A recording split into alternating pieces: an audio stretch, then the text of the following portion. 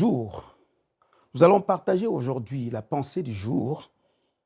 Que tout ce qui respire loue l'Éternel. Que tout ce qui respire loue l'Éternel. Le psaume 150 au verset 6. Il dit ceci, que toute la création est environnée de souffle du Créateur. La création tout entière, nous les hommes y compris, est invitée à louer l'Éternel partout. Que tout ce qui respire loue l'Éternel. Quand tu te lèves le matin, tu vois que le souffle de vie est revenu en toi. Loue l'Éternel. La nature entière loue l'Éternel. Les pâturages se couvrent de brebis et les vallées se revêtent de blé. Les cris de joie et les chants retentissent.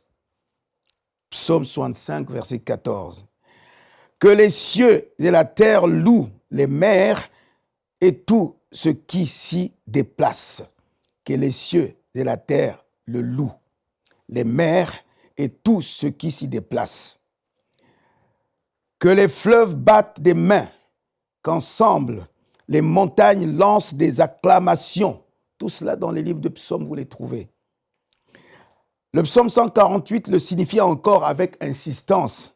Il nous dit ceci, « Son nom est seul élevé, sa majesté est au-dessus de la terre et des cieux.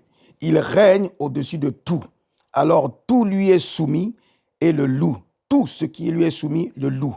L'univers proclame la beauté, la grandeur, la profondeur, la hauteur, la force, la puissance de son nom. » Quand la nuit, par exemple, tombe, on a l'impression que la vie s'arrête. Oui, petit à petit. Surtout dans les villages, où j'ai quelquefois eu l'occasion d'aller, même dans mon pays. Et quand le jour se lève, tout reprend vie. Oui.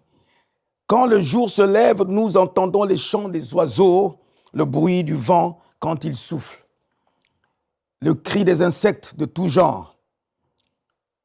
Le coq chante, le cri des animaux, le soleil se pointe à l'horizon et la vie renaît. Toujours dans le psaume 148, il nous dit ceci au chapitre verset 1 à 14, chapitre 148, verset 1 à 14. Nous montre que toute la création dans les cieux, sur la terre, sous la terre, sur la mer, dans la mer, toutes les créatures, aussi bien célestes que terrestres, sont invitées à louer le nom de l'Éternel. Pourquoi louer le nom de l'Éternel? Parce qu'il est le créateur de toutes choses. C'est lui qui nous a créés. C'est lui qui nous a façonnés. Tout ce qu'il a créé le loue. Tout ce qu'il a créé magnifie son nom, montre que c'est lui le créateur. C'est pour cela que nous sommes appelés à le louer.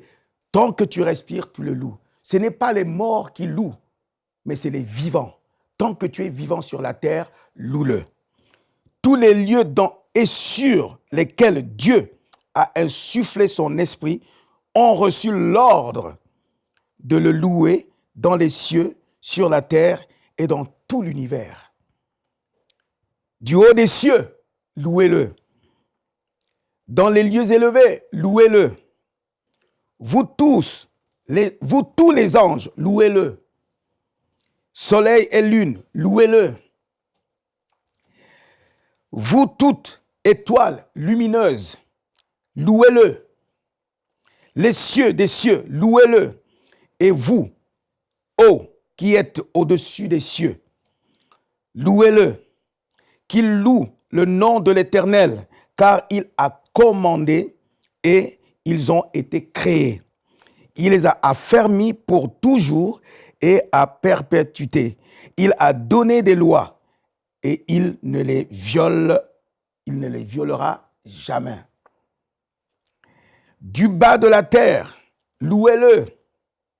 Monstres marins, et vous tous, abîmes, feu et grêle, neige et brouillard, vent impétueux, qui exécutez ses ordres, montagnes et toutes les collines, arbres fruitiers et tous les cèdres, animaux et tout le bétail, reptiles et oiseaux ailés, rois de la terre et tous les peuples, princes et tous les juges de la terre, jeunes hommes et jeunes filles, vieillards et enfants, qu'ils louent le nom de l'Éternel, car son nom seul est élevé. Sa majesté est au-dessus de la terre et son nom est élevé par-dessus tout, car il est l'Éternel, celui qui crée toutes choses.